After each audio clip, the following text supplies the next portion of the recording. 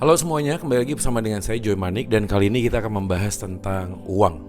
Uang adalah bagian yang sangat penting ya di dalam kehidupan kita sebagai manusia yang hidup dalam dunia ini, dan kita juga percaya bahwa uang itu mempunyai sebuah kendali yang sangat besar. Ya percaya atau tidak, uang seringkali juga membutakan kita dan melihat kehidupan itu seperti apa yang kita mau, bukan apa yang Tuhan mau. Nah, izinkan saya membacakan satu bagian firman Tuhan yang diambil dari 1 Timotius 6 ayat 10-11.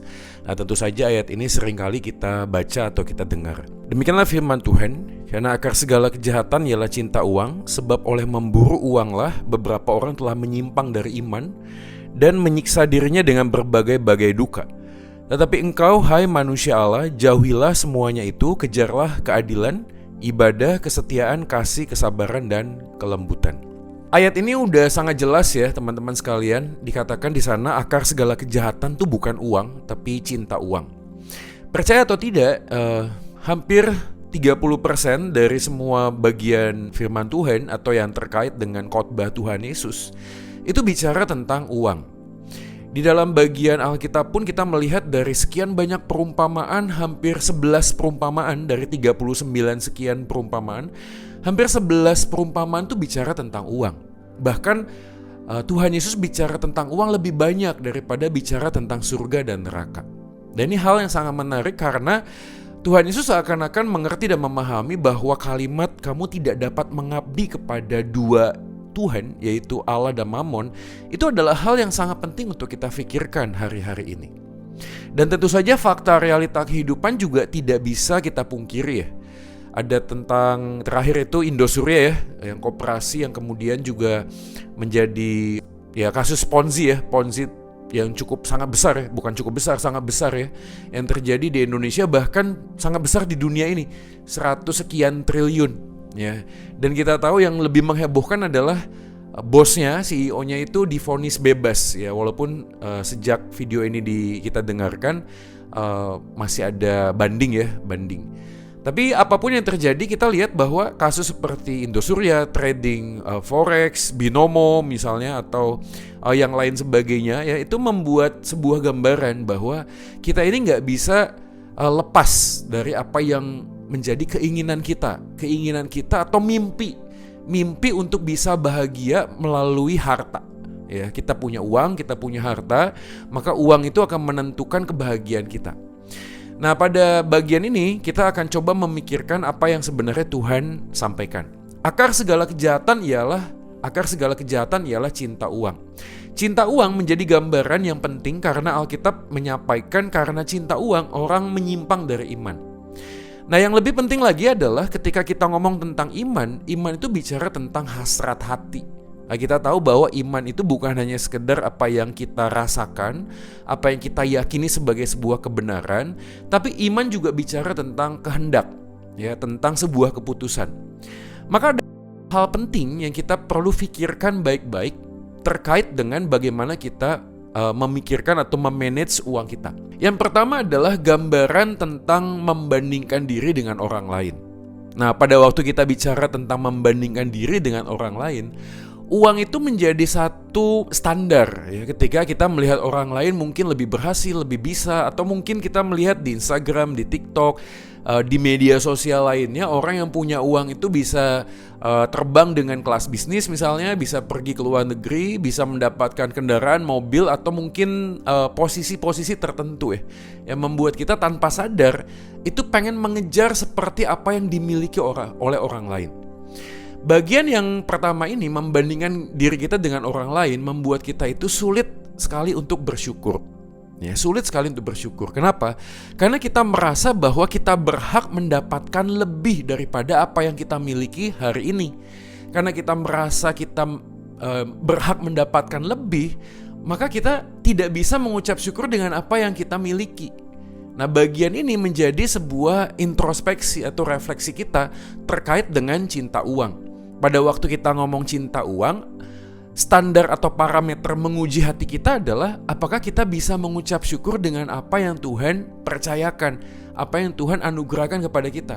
Kenapa? Karena Alkitab mengatakan bahwa jerih payah itu usaha tidak akan menambahkan berkat Tuhan. Artinya Tuhan itu sudah membagi porsi berkat itu berdasarkan apa yang Dia inginkan dalam hidup kita. Jadi waktu kita bekerja, waktu kita mencari atau memulai bisnis, atau kita punya perusahaan, atau apapun bentuk kerjaan yang menghasilkan uang, sadarilah satu hal, bahwa nilai yang berharga itu bukan hanya sekedar apa yang kita dapatkan, which is itu juga penting ya, uang, keuntungan, dan lain sebagainya.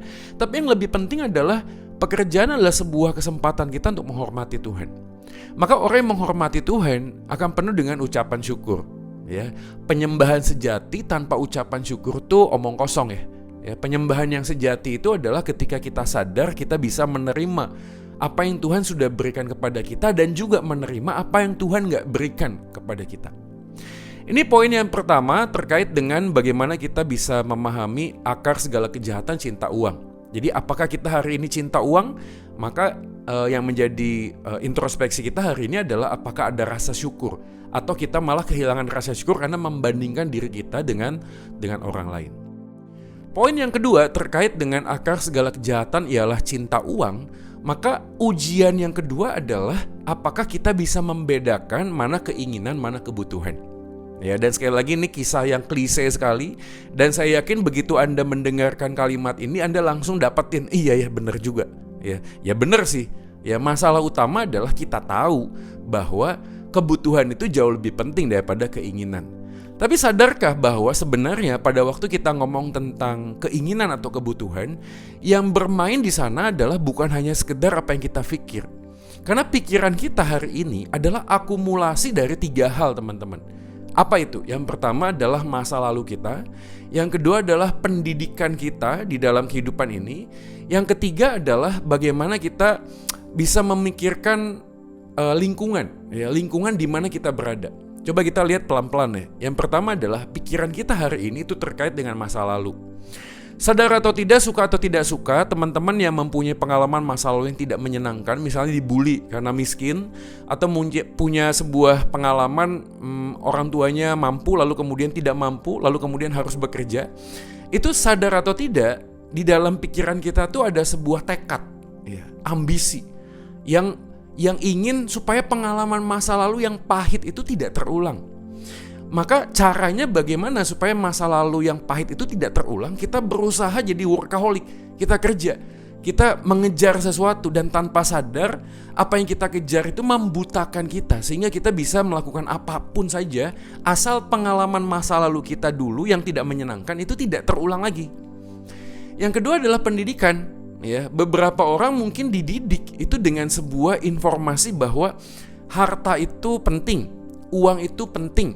Bahkan ada beberapa anak yang mungkin ya tidak pernah mendengar papanya ngomong begitu, tapi papanya jarang ada di rumah, jarang memperhatikan anak-anaknya, dan setiap kali ditanya mana papa, dan kita mendapatkan informasi papa cari uang. Maka walaupun papa kita tidak pernah ngomong uang segalanya, tapi dari perilaku papa kita mendapatkan sebuah pesan. Pesannya adalah yang penting uang. Saking pentingnya uang, maka papa tidak ada waktu buat anak-anaknya. Dan itu terus terjadi, teman-teman. Ya, jadi ini harus dipahami. Ya, yang kedua ini terkait dengan lingkungan atau pendidikan di mana kita dibesarkan.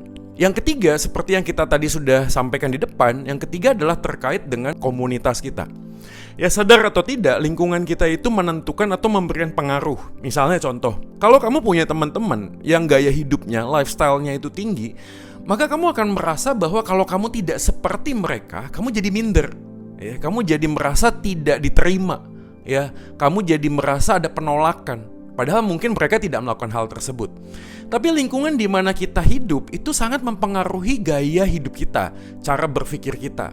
Ya, saya pernah punya kenalan seorang teman yang papa mamanya itu mau bercerai.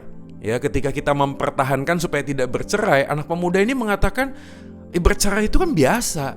Kenapa? Karena teman-teman saya juga papa mamanya bercerai dan mereka tuh bahagia gitu loh. Jadi gak ada hubungannya perceraian dengan ketidakbahagiaan atau bahagia. Nah, orang yang seperti ini itu mendapatkan sebuah informasi dari lingkungannya. Ya, jadi kembali kepada akar segala kejahatan cinta uang, itu terkait dengan bukan hanya yang pertama tadi membandingkan diri kita sehingga kehilangan rasa syukur. Yang kedua adalah sulit untuk menentukan keinginan dan kebutuhan. Maka apa yang terjadi? Pada waktu kita ngomong tentang keinginan, keinginan untuk bisa menjadi sukses itu jadi kebutuhan kita. Ya, nangkep ya. Keinginan kita untuk mencapai sebuah posisi, mendapatkan harta, itu jadi kebutuhan kita. Jadi kebutuhan kita yang terutama itu bukan sandang, pangan, papan, bukan. Kebutuhan kita yang utama adalah mencoba untuk menjadi pribadi yang diterima oleh orang lain. Menjadi pribadi yang tidak ditolak oleh orang lain. Menjadi pribadi yang diakui oleh orang lain. Pengakuan, penerimaan, tidak mau tertolak, itu menjadi kebutuhan kita. Dan sadar atau tidak, pada waktu kita melihat harta atau uang, kendali kita tuh kepada kebutuhan penerimaan itu. Ya, bukan cuma sekedar ngomong sandang, pangan, papan, kecukupan, bukan itu. Ya. Jadi ini adalah bagian yang kedua terkait dengan akar segala kejahatan adalah cinta uang. Bagian ketiga yang terakhir adalah terkait dengan iri hati. Nah, teman-teman perhatikan baik-baik pada waktu kita ngomong tentang kehilangan rasa syukur. Yang kedua tadi keinginan dan kebutuhan. Dan yang ketiga adalah seperti puncaknya atau klimaksnya, yaitu iri hati. Orang yang iri hati itu seringkali tidak hanya sekedar membandingkan dirinya dengan orang lain, tapi juga sering mempertanyakan keputusan Tuhan di dalam kehidupannya. Orang yang iri hati itu seringkali bisa menyimpang dari iman. Dan sadar atau tidak, iri hati itu membutakan mata iman kita. Sehingga apa yang terjadi? Pada waktu kita ada di dalam sebuah kehidupan relasi sosial, yang kita spotlight tuh diri kita sendiri. Ya. Kita merasa Tuhan itu tidak adil. Tuhan itu rasanya lebih sayang sama orang lain ketimbang pada kita. Ya. Jadi bagian yang ketiga ini kita perlu coba sama-sama cermati. Nah, di dalam perenungan kita hari ini, coba apakah di dalam kehidupan kita yang pertama adalah masih ada rasa syukur atau tidak? Ya, kita perlu diskusikan dan tanyakan kepada teman-teman mungkin, apakah ada hal-hal yang membuat saya itu kehilangan rasa syukur? Atau lebih banyak bersungut-sungutnya? Bersungut-sungut karena gaji nggak naik, omset menurun misalnya, atau hal lainnya. Sehingga kita lupa melihat apa yang Tuhan percayakan kepada kita. Yang kedua adalah terkait dengan keinginan kebutuhan. Coba pikirkan baik-baik, apakah saya mengejar sesuatu, harta atau uang, itu hanya sekedar supaya saya itu bisa diterima, eksis, saya diakui oleh orang lain. Yang ketiga adalah iri hati. Entah kita itu ada sebuah keinginan untuk menjadi orang lain dan kita merasa iri, kenapa orang lain bisa, orang lain dapat, saya nggak dapat. Ya. Jadi bagian tiga hal ini yang perlu kita sama-sama diskusikan dan berdoalah bersama dengan satu kelompok. Dan pikirkan baik-baik untuk saling melengkapi, saling mengingatkan, dan saling mendoakan. Di dalam kita itu belajar tidak menjadi orang yang cinta uang. Dan sebagai penutup saya akan menyampaikan sebuah quotation buat kita hari ini. Kekayaan bukanlah alasan untuk hidup dalam kemewahan. Dan kekurangan bukanlah alasan untuk hidup di dalam kesusahan. Saya ulangi sekali lagi. Kekayaan bukanlah alasan untuk hidup dalam kemewahan. Kekurangan bukanlah alasan untuk hidup di dalam kesusahan. Kenapa? Karena setiap orang diberikan porsi masing-masing kepada setiap pribadi. Dan saya yakin rasa cukup yang paling benar adalah ketika kita sudah cukup di dalam Tuhan. Nah, Kristus sudah mati menebus dosa kita, dia bangkit naik ke surga. Satu hal yang penting untuk kita pegang adalah di dalam kondisi dan musim kehidupan apapun, kita berjalan bersama dengan Yesus. Dan ingat baik-baik, kita datang telanjang ke dalam dunia ini dan kita pun akan meninggalkan dunia ini dengan tidak membawa apapun.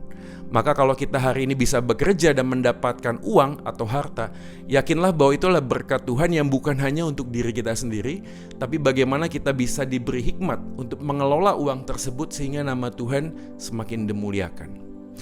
Inilah perenungan kita pada hari ini, kiranya bisa menjadi berkat dan silahkan berdiskusi dan saling mendoakan satu dengan yang lain. Tuhan Yesus memberkati kita semua. Soli Deo Gloria.